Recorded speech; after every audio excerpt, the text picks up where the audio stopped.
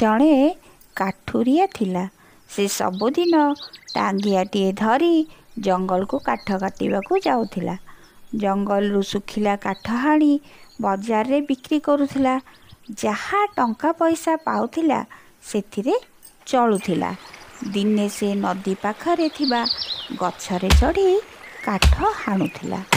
ତା ହାତରୁ ଟାଙ୍ଗିଆଟି ଖସିଯାଇ ପାଣିରେ ପଡ଼ିଗଲା। ନଦୀରେ ବହୁତ ପାଣି ଥିଲା। ସେ ନଦୀରେ ବୁଡ଼ି ଟାଙ୍ଗିଆ ଖୋଜିବାକୁ ସାହସ କଲା ନାହିଁ। ଗଛରୁ ଓହ୍ଲାଇ ମନ ଦୁଃଖରେ ବସିଗଲା। ଏହି ସମୟରେ ନଦୀ ପାଣିରୁ ଜଳଦେବତା ଉପରକୁ ଉଠି ଆସିଲେ। ତାଙ୍କ ହାତରେ ସୁନାର ଟାଙ୍ଗିଆଟିଏ ଥିଲା। ଜଳଦେବତା ପଚାରିଲେ, ଏଇଟା କ'ଣ ତୁମର?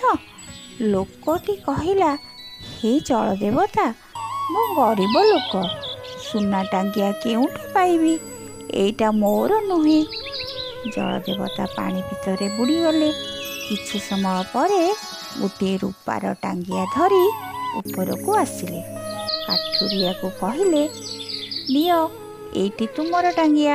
କାଠୁରିଆ କହିଲା, ନା ନା ନା, ଏଇଟା ତ ରୂପାର ଟାଙ୍ଗିଆ, ଏଇଟା ମୋର ନୁହେଁ। ଜଳଦେବତା ପାଣି ଭିତରେ ପୁଣି ବୁଡ଼ିଗଲେ। ଏଥର ଲୁହାର ଟାଙ୍ଗିଆଟି ହାତରେ ଧରି ପାଣି ଉପରକୁ ଆସିଲେ। କାଠୁରିଆକୁ କହିଲେ, ଏଇଟା କ'ଣ ତୁମର ଟାଙ୍ଗିଆ? କାଠୁରିଆ ତା ଟାଙ୍ଗିଆକୁ ଦେଖି ଭାରି ଖୁସି ହେଇଗଲା। କହିଲା, ହଁ, ଏଇ ଲୁହା ଟାଙ୍ଗିଆଟା ମୋର। କାଠୁରିଆ ସତ କଥା କହିବା ଦେଖି ଜଳଦେବତା ଖୁସି ହୋଇଗଲେ। କାଠୁରିଆକୁ ତା ଲୁହା ଟାଙ୍ଗିଆ ସାଥିରେ ସୁନା ଓ ରୂପାର ଟାଙ୍ଗିଆ ପୁରସ୍କାର ଭାବରେ ଦେଲେ।